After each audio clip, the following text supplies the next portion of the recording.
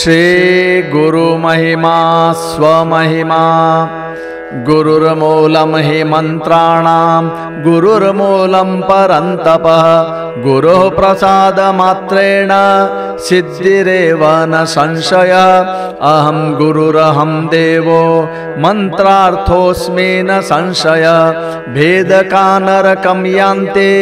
नानाशास्त्रार्थवर्जिता सर्वासामेव विद्यानां दीक्षामूलं यथा प्रभो गुरुमूल स्वतन्त्रस्य गुरुरात्मा न संशय आत्मैव यात्मनो बन्धुरात्मैव रिपुरात्मना आत्मना क्रियते कर्म भावसिद्धिस्तदा भवेत् हीनाङ्गी कपटी रोगी बहुवाशीशीलवर्जिता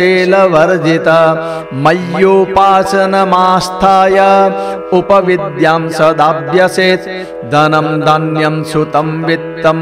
राज्यं ब्राह्मण भोजनं शुभार्थं संप्रयोक्तव्यं नान्यचिन्ता वृथा फलं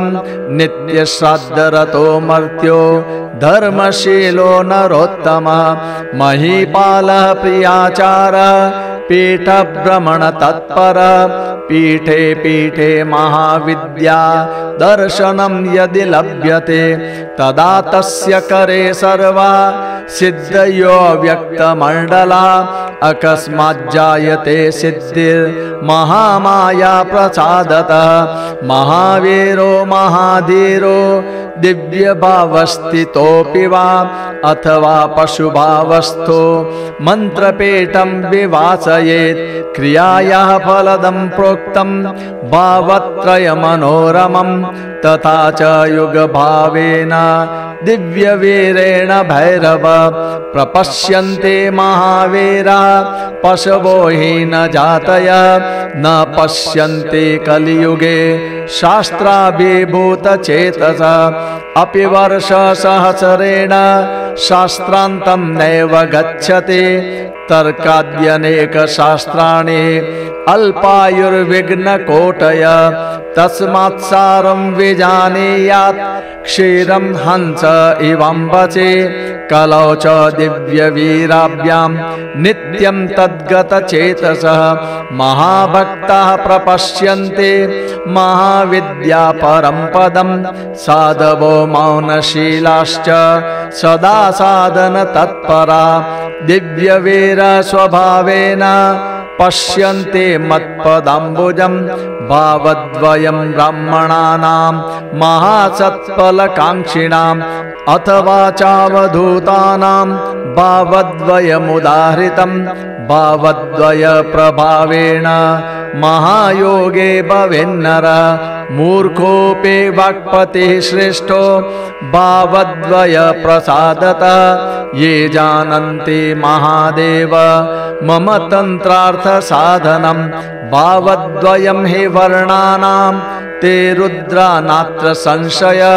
भावुको भक्ति योगेन्द्र सर्वभावज्ञ साधनः उन्मत्त जडवन्नित्यं निजतन्त्रार्थ पारगः वृक्षो वहति पुष्पाणि गन्धं जानाति नासिका पठन्ते सर्वशास्त्राणि दुर्लभा भावबोधका प्रज्ञाहीनस्य पठना मन्दस्य दर्शनं प्रज्ञावतो धर्मशास्त्रं बन्धनायोपकल्पते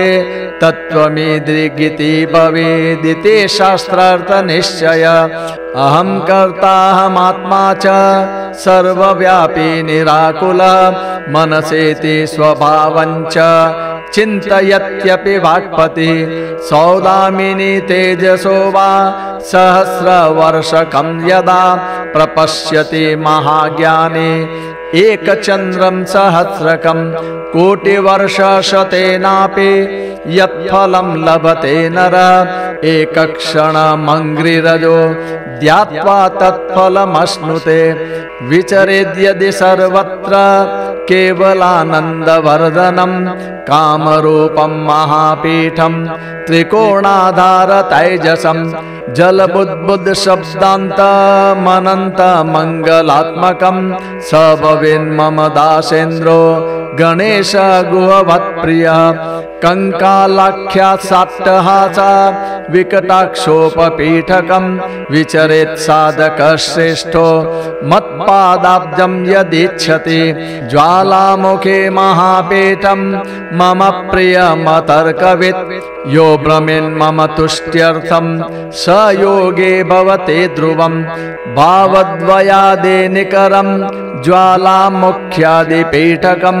भ्रमन्ति ये साधकेन्द्रास्ते सिद्धा नात्र संशय भावात् परतरं नास्ति त्रैलोक्य सिद्धिमिच्छतां भावो हि परमं ज्ञानं ब्रह्म ज्ञानमनुत्तमं कोटिकन्या प्रदानेन वाराणस्यां शताटने किं कुरुक्षेत्र गमने यदि भावो न लभ्यते गयायां श्राद्धदानेन नानापीठाटनेन किं नानाहोमैः क्रियाभिः किं यदि भावो न लभ्यते भावेन ज्ञानमुत्पन्नं ज्ञानान्मोक्षमवाप्नुयात् आत्मनो मनसा देव्या गुरोरेश्वरमुच्यते ध्यानं संयोजनं प्रोक्तं मोक्षमात्ममनोलयं गुरो प्रसादमात्रेण शक्तितोषो महान् भवेत् शक्तिसन्तोषमात्रेण मोक्षमाप्नोति साधकः गुरुमूलं जगत्सर्वं गुरुमूलं परन्तपः गुरोः प्रसादमात्रेण मोक्षमाप्नोति सद्वशे न लङ्घयेत् गुरोराज्ञामुत्तरं न वदेत् तथा दिवारात्रौ गुरोराज्ञां दासवत् परिपालयेत् उक्तानुक्तेषु कार्येषु नोपेक्षां कारयेत् बुधः गच्छतः प्रयतो गच्छेत् गुरोराज्ञां न लङ्घयेत् न शृणोति गुरोर्वाक्यं शृणुयाद्वा पराङ्मुखः अहितं वा हितं वापि रौरवं नरकं व्रजेत् आज्ञाभङ्गं गुरोर्दैवात् यः करोति विबुद्धिमान् प्रयाते नरकं घोरं शूकरत्वमवाप्नुयात् आज्ञाभङ्गं तथा निन्दां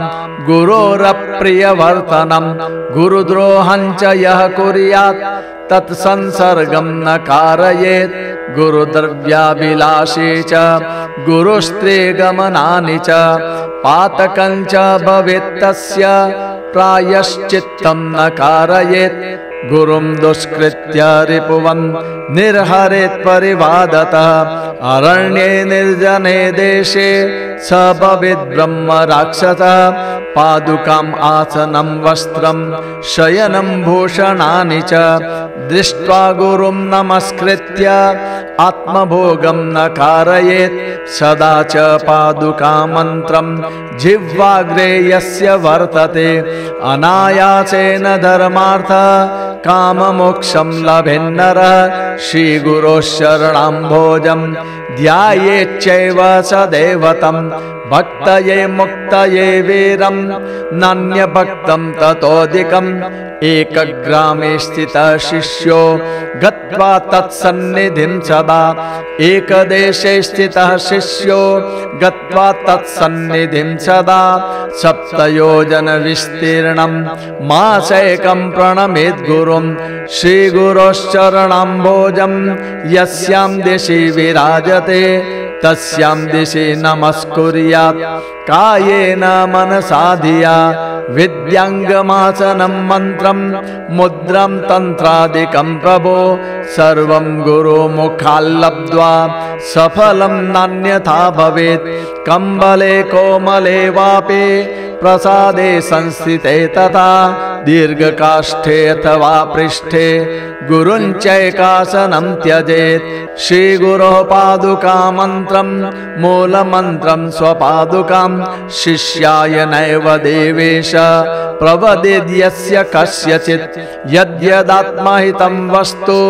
तद्द्रव्यं नैव वञ्चयेत् गुरोर्लब्ध्वा एकवर्णं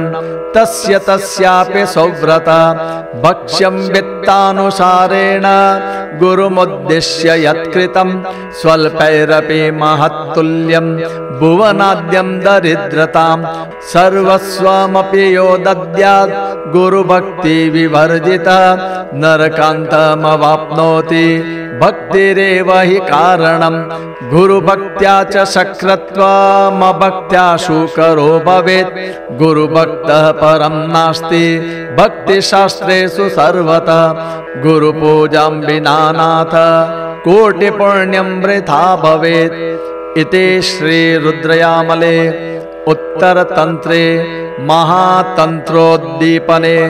सर्वविद्यानुष्ठाने सिद्धिमन्त्रप्रकरणे भैरवी भैरवसंवादे प्रथमः पटलः।